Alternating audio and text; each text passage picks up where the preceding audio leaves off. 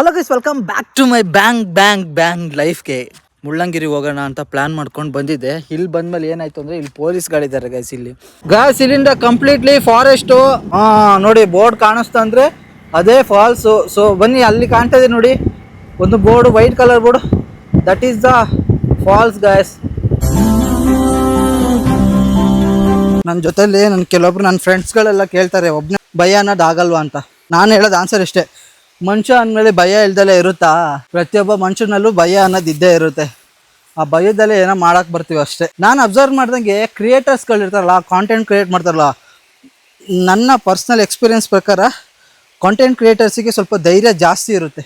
ಅವರೆಲ್ಲದನ್ನು ನೋಡ್ಕೊಂಡು ಬಂದಿರ್ತಾರೋ ಏನೋ, ಅದರಿಂದನೋ ಏನೋ ಗೊತ್ತಿಲ್ಲ, ಬಟ್ ಗಟ್ಸ್ ಅನ್ನೋದು ಸ್ವಲ್ಪ ಜಾಸ್ತಿ ಇರುತ್ತೆ ಕ್ರಿಯೇಟರ್ಸ್ಗಳಿಗೆ.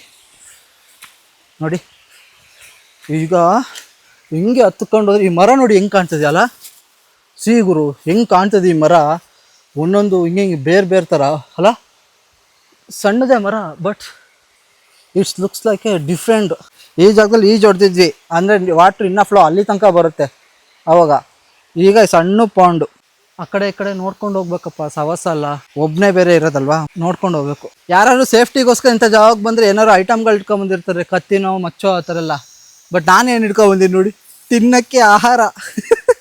ಬಟ್ ಸ್ಟಿಲ್ ಇದನ್ನೇನು ಇಲ್ಲೇ ಬಿಸಾಕಲ್ಲ, ನಾನು ಎತ್ಕೊಂಡೋಗಿ ಬೇರೆ ಕಡೆ ಬಿಸಾಕ್ತೀನಿ. ಕವರ್ನ ಗಾಡಿಯಲ್ಲೇ ತೊಗೊಂಡೋಗಿ ಮನೆ ಹತ್ರ ಡಸ್ಟ್ಬಿನ್ನಿಗೆ ಹಾಕ್ತೀನಿ.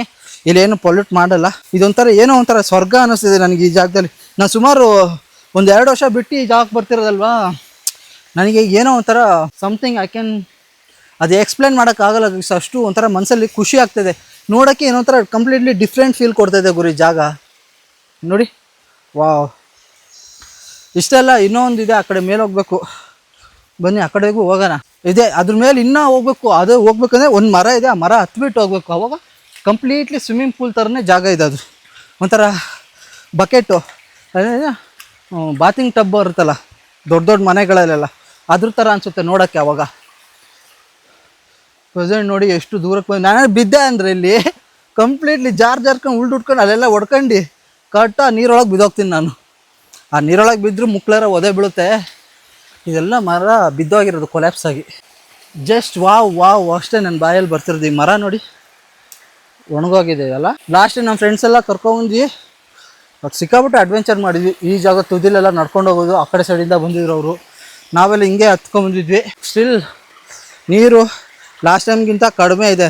ನೀವೇನೇ ಅನ್ನಿ ಗೈಸ್, ಈ ಜಾಗದಲ್ಲಿ ಈ ಬಂಡೆನ ನೋಡೋಕ್ಕೆ ಏನೋ ಒಂಥರ ನ್ಯಾಚುರಲ್ ಆಗಿದೆಯೋ ಅಥವಾ ಮ್ಯಾನ್ ಮೇಡ್ ಅಥವಾ ಮನುಷ್ಯನ ಕೈವಾಡ ಇದೆಯಾ ಈ ಜಾಗದಲ್ಲಿ ಈ ಥರ ಚೆನ್ನಾಗಿ ಈ ಥರ ಫಾಲ್ಸ್ ಈ ಥರ ರೂಪುಗೊಳ್ಳೋದಕ್ಕೆ? ಅದು ನನಗೆ ಒಂದು ಸ್ವಲ್ಪ ಕನ್ಫ್ಯೂಷನ್ ಇದೆ. ಯಾಕಂದರೆ ಈ ಬಂಡೆಗಳೆಲ್ಲ ಯಾಕೆ ಈ ಥರ ಬರೋಕ್ಕೆ ಸಾಧ್ಯ? ಈ ಜಾಗದಲ್ಲಿ ಹೆಂಗೆ ಸೆಂಟ್ರಲ್ ಖಾಲಿ ಬೀಳೋಕ್ಕೆ ಸಾಧ್ಯ? ಪ್ರಾಬಬ್ಲಿ ಇಷ್ಟು ಸುಮಾರು ವರ್ಷದಿಂದ ಮಳೆ ನೀರು ಅರ್ಧಿ ಬಂಡೆ ಕೊರೆದಿದೆಯಾ ಏನು ಕತೆ? ಈ ಥರ ಮ್ಯಾನ್ ಮೇಡಾ ಏನು?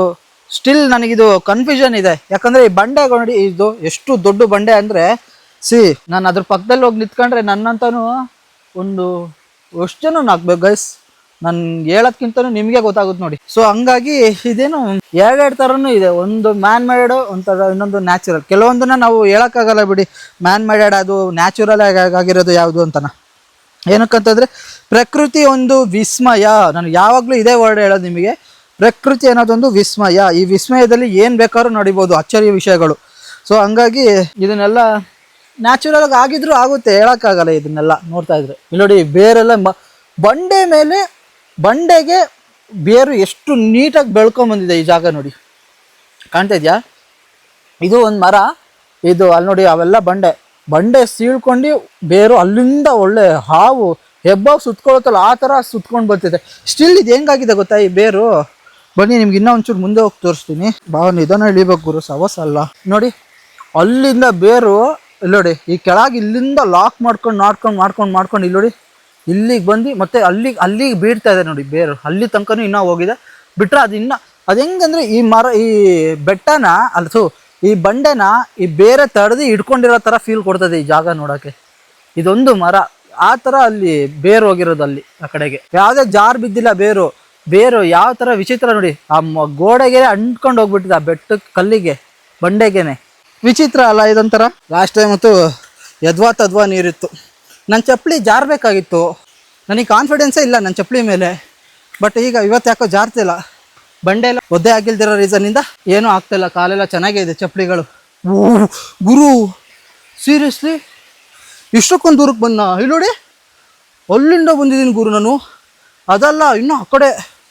ಯಪ್ಪ ಬನ್ನಿ ಇನ್ನೂ ಹೋಗೋಣ ಈ ಕಡೆಗೆ. ಇಲ್ಲಿ ಹಾಂ, ಅಲ್ಲಿ ಹರಿತಾರದು ನೀರು, ಅಲ್ಲಿ ವೈಟು ಈ ಥರ ಹರ್ಕೊಂಡು ಕೆಳಗೆ ಹೋಗುತ್ತೆ.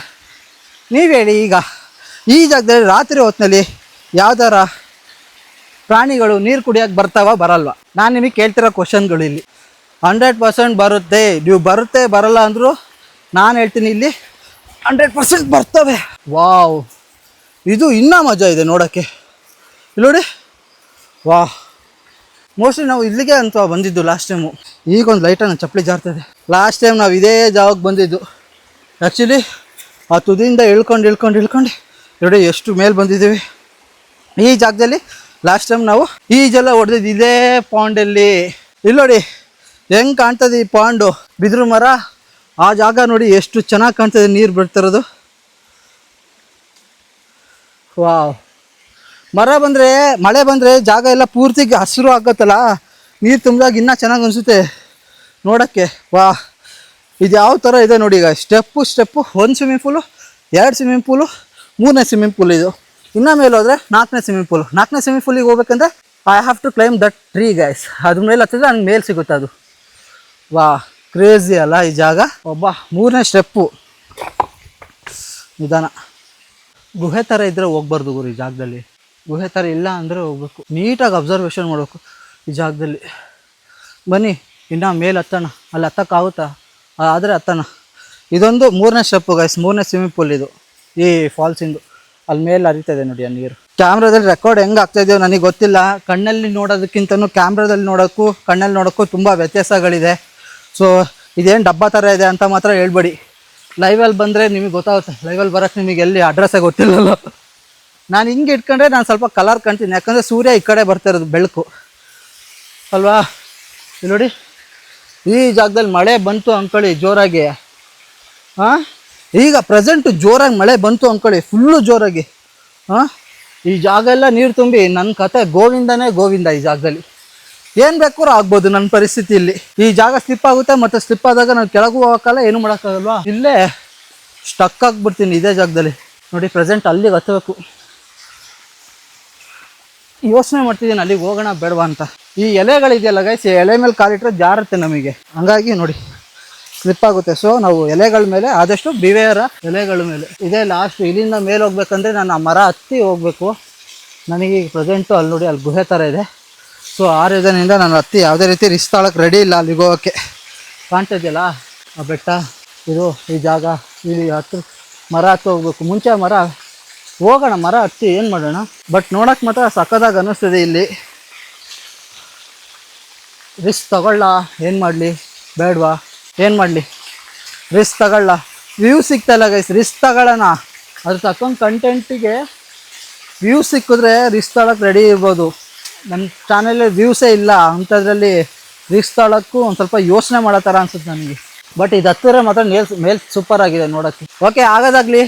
ಮನಸ್ಸನ್ನ ಚೇಂಜ್ ಮಾಡ್ಕೊಂಡು ಹತ್ತೇ ಬಿಡೋಣ. ಯಾಕೋ ಮನಸ್ಸು ಒಪ್ತಿಲ್ಲ ಗುರು ರಿಸ್ಕ್ ತಗೊಳಕ್ಕೆ, ಬೇಡ ಅನ್ನಿಸ್ತದೆ ಅಲ್ಲಿಗೆ ಹೋಗೋಕ್ಕೆ. ಯಾಕಂದರೆ ಅಲ್ಲಿ ಯಾಕೋ ತುಂಬ ಆಳವಾದಂಥ ಗುಹೆ ಇದೆ. ಇಲ್ಲಿ ಕಾಣ್ತಿದೆ ನೋಡಿ, ಇದು ಈ ಗುಹೆ ಇದೆಯಲ್ಲ, ಸಿಕ್ಕಾಬಿಟ್ಟೆ ಡೀಪ್ ಇದ್ದಂಗಿದೆ. ಸೊ ಹಂಗಾಗಿ ನಾನು ಯಾಕೋ ಇಲ್ಲಿ ರಿಸ್ಕ್ ತಗೊಂಡು ಹೋಗೋಕ್ಕೆ ನನಗೆ ಯಾಕೋ ಮನಸ್ಸು ಒಪ್ತಿಲ್ಲ. ನನಗೆ ಮನಸ್ಸು ಯಾಕೋ ಡವ ಅನ್ನಿಸ್ತದೆ ಈ ಜಾಗಕ್ಕೆ ಹೋಗೋಕ್ಕೆ.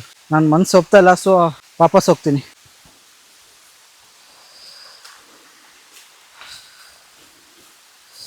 ನಿಧಾನಕ್ಕೆ ಇಳಿಬೇಕು ಅಷ್ಟೇ.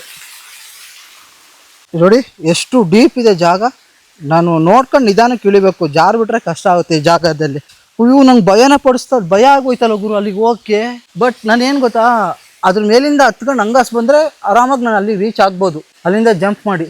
ಈ ಜಾಗ ನನಗೆ ಗೊತ್ತಿಲ್ಲ ನೇಚರ್ ಹೆಂಗಿದೆ ಅಂತ. ಇದು ಇಲ್ಲಿಂದ ಅಟ್ಮಾಸ್ಫಿಯರು. ಬಟ್ ಸ್ಟಿಲ್ ಈ ನೀರು, ಆ ಸಣ್ಣ ಪುಟ್ಟ ಕೀಟಗಳಿನ ಶಬ್ದ ಕೇಳ್ತಾ ಒಂಥರ ಕ್ರಿಕೆಟ್ ಶಬ್ದ ಬರ್ತಾಯಿದೆಯಲ್ಲ, ಅದು ಕ್ರಿಕೆಟ್ ಹುಳ ಅಂತಾರಲ್ಲ ಅದನ್ನ, ಆ ಶಬ್ದ. ಈ ನೀರು ಜುಳು ಅಂತ ಹರ್ಕೊಂಡು ಹೋಗ್ತಿರೋದು. ಒಂದು ಕಡೆ ಬುಳು ಅಂತ ಇದೆ ನೀರು, ಇನ್ನೊಂದು ಕಡೆ ಮಿಸ್ ಅಂತ ಹರ್ಕೊಂಡು ಹೋಗ್ತಿರೋದು. ಇನ್ನೊಂದು ಅದು ಕ್ರಿಕೆಟ್ ಶಬ್ದ.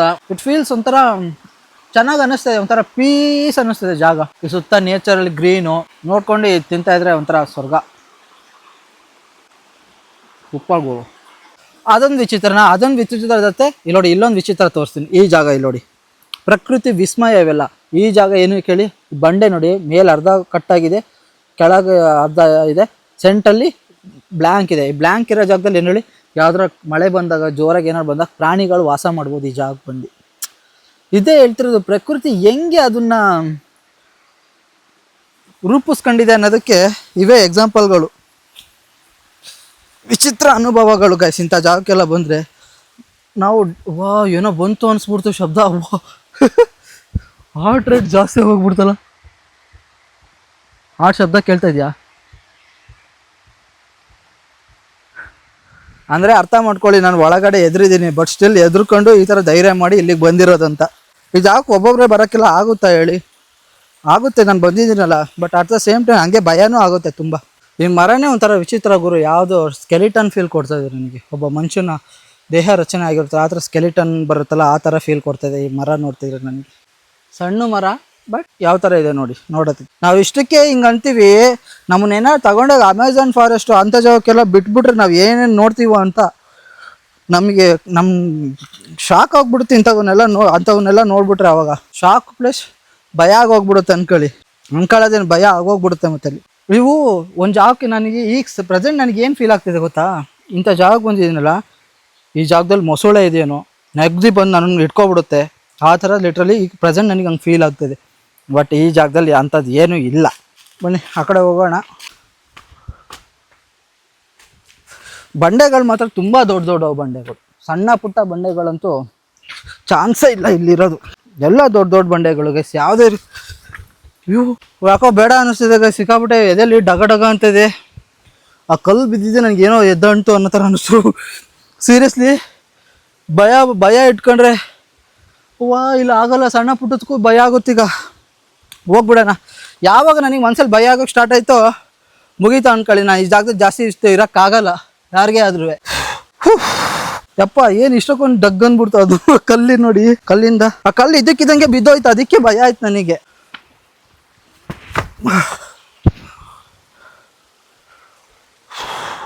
ಸ್ಟಿಲ್ ದಿಸ್ ಎಷ್ಟೇ ಭಯ ಇರಲಿ, ಬಟ್ ಸ್ಟಿಲ್ ಸ್ವರ್ಗನೇ ಗಾಯ್ಸ್, ಸ್ವರ್ಗನೇ. ಎಷ್ಟೇ ಭಯ ಆದ್ರೂ ಸ್ವರ್ಗನೇ. ನಮಗೆ ಹೆಂಗಂದ್ರೆ ಒಂದೇ ಜಾಗಕ್ಕೆ ಸ್ವರ್ಗ ನರಕ ಒಂದೇ ಕಡೆ. ಇಂಥ ನ್ಯಾಚುರಲ್ ಆಗಿರೋ ನೇಚರ್ಗೆ ಬಂದ್ರೆ ನಮಗೇನು ಅನ್ಸುತ್ತೆ ಹೇಳಿ, ಸ್ವರ್ಗ ನರಕ ಎರಡು ಒಂದೇ ಜಾಗದಲ್ಲಿ ಇರುತ್ತೆ. ನಾವು ಹೆಂಗೆ ತಗೊಳ್ತೀವಿ ಅನ್ನೋದ್ರ ಮೇಲೆ ಡಿಪೆಂಡು. ಇದನ್ನ ಈ ನೇಚರ್ನ ನಾವು ಸ್ವರ್ಗ ಅಂತ ಅಂದ್ಕೊಂಡ್ರೆ ಕಂಪ್ಲೀಟ್ಲಿ ನಮ್ಗೆ ಇದ್ರಕ್ಕಿಂತ ಸ್ವರ್ಗ ಬೇರೆ ಎಲ್ಲೂ ಇಲ್ಲ. ಸ್ವರ್ಗ ಕಂಪ್ಲೀಟ್ ಆಗಿ ನಮ್ಮ ಸ್ವರ್ಗ ಥರನೇ ಅನ್ಸುತ್ತೆ. ಅದೇ ನಮಗೆ ಮನ್ಸಲ್ಲಿ ಭಯ ಪಡ್ಕೊಂಡು ಇದು ನರಕ ಥರ ಟ್ರೀಟ್ ಮಾಡ್ಕೊಂಡ್ರೆ ನಮ್ಮ ಮೈಂಡಲ್ಲಿ ಕಂಪ್ಲೀಟ್ ಆಗಿದ್ದು ನಮಗೆ ನರಕ ಥರನೇ ಅನ್ಸುತ್ತೆ ಗೈಸ್. ಹೆಲ್ ಅನ್ಕೊಂಡ್ರೆ ಹೆಲ್ಲು, ಸ್ವರ್ಗ ಅನ್ಕೊಂಡ್ರೆ ಸ್ವರ್ಗ, ಹೆವೆನ್ ಅನ್ಕೊಂಡ್ರೆ ಹೆವೆನ್. ಅಬ್ಬಬ್ಬ ಬನ್ನಿ, ಇಲ್ಲಿಂದ ಅಲ್ಲಿ ಇಳ್ಕೊಂಡು ಆ ಕಡೆಗೆ ಆರ್ಬೇಕು. ಆವಾಗಲೇ ಇದರಿಂದನೇ ಆರ್ಬಿಟ್ಟು ಆ ಕಡೆ ಹೋಗಿದ್ದು. ಬಟ್ ಸ್ಟಿಲ್ ನನ್ನ ಮೇಲೆ ನನಗೆ ಪ್ರೌಡ್ ಫೀಲಿಂಗ್ ಏನು ಗೊತ್ತಾ, ಎಷ್ಟೋ ಜನಕ್ಕೆ ಈ ಥರ ಬೆಟ್ಟ ಎಲ್ಲ ಹತ್ತೋಕ್ಕೆ ಕಷ್ಟಪಡ್ತಾರೆ ಗೈಸ್. ನನ್ನ ಫ್ರೆಂಡ್ ಸರ್ಕಲೆಲ್ಲ ನೋಡಿದ್ದೀನಿ. ಅವರಿಗೆಲ್ಲ ಕಂಪೇರ್ ಮಾಡ್ಕೊಂಡೆ ನನಗೆ ದೇವರು ಏನೋ ಒಂಥರ ಒಂದು ಒಳ್ಳೆ ಆರೋಗ್ಯ ಕೊಟ್ಟಿದ್ದಾನೆ ಅಂತ ಖುಷಿ ಆಗುತ್ತೆ ಗುರು. ಇದನ್ನೆಲ್ಲ ನೋಡಿದ್ರೆ ನನ್ನ ಫ್ರೆಂಡ್ ಸರ್ಕಲ್ ಕೆಲವೊಬ್ರು ವಾಕ್ ಮಾಡೋಕ್ಕೆ ಕಷ್ಟಪಡ್ತಾರೆ, ವಾಕ್ ಮಾಡೋಕ್ಕೆ ಮತ್ತು ಈ ಥರ ಬೆಟ್ಟ ಹತ್ತಿ ಇಳಿಯೋದಕ್ಕೆ ಭಯ ಪಡ್ತಾರೆ, ಮತ್ತು ಆಗಲ್ಲ ಅಂತಲೂ ಹೇಳ್ತಾರೆ. ಸೊ ಅವರಿಗೆಲ್ಲ ಕಂಪೇರ್ ಮಾಡ್ಕೊಂಡ್ರೆ ಆ್ಯಕ್ಚುಲಿ ಕಂಪೇರ್ ಮಾಡ್ಬೋದು ಅವ್ರವ್ರದ್ದು ಅದೇ ಥರ. ಬಟ್ ಸ್ಟಿಲ್ ಆ ಥರ ಹೇಳೋದ ಥರ ನೋಡಿದ್ರೆ ದೇವ್ರು ನನಗೆ ಎಷ್ಟೋ ಒಳ್ಳೆ ಆರೋಗ್ಯ ಕೊಟ್ಟಿದೆ, ನನ್ನ ಹತ್ರ ಖುಷಿ ಆಗುತ್ತೆ ನನಗೆ. ಟಾರ್ಜನ್ ನಮ್ಮ ಅಕ್ಷಯ್ ಲಾಸ್ಟ್ ಟೈಮ್ ಇಲ್ಲಿ ಬಂದಿದ್ರು ಆ ಗ್ರೂಪ್ ಫ್ರೆಂಡ್ಸ್ ಜೊತೆ. ಅಕ್ಷಯ್ ಅದ್ರ ಮೇಲಿಂದ ಡಮಾರ್ ಅಂತ ಇಲ್ಲಿಗೆ ಬಿದ್ದಿದ್ದ ಗುರು. ಅಷ್ಟು ಮೇಲಿಂದ ನೀರು ಫುಲ್ಲು ಇತ್ತು ಈ ಜಾಗದಲ್ಲಿ, ಇಲ್ಲಿ ತನಕ ನೀರಿತ್ತು, ಅಲ್ಲಿಂದ ಡಮ್ ಅಂತ ಇಲ್ಲಿ ಬಿದ್ದಿದ್ದ. ನಾನು ನೋಡಿಲ್ಲ, ನನ್ನ ಫ್ರೆಂಡ್ಸ್ ಎಲ್ಲ ನೋಡಿದ್ರಲ್ಲ, ವೀಡಿಯೋ ಕ್ಯಾಪ್ಚರ್ ಆಗಿಲ್ಲ. ಅದೆಲ್ಲ ಒಂಥರ ಸ್ವೀಟ್ ಮೆಮೊರೀಸ್ಗಳಲ್ಲ. ಅಲ್ಲಿ ಬಿದ್ದು ಇಲ್ಲಿಂದ ಉಳ್ಕೊಂಡು ಅಲ್ಲಿಗೆ ಹೋಗಿದ್ದ.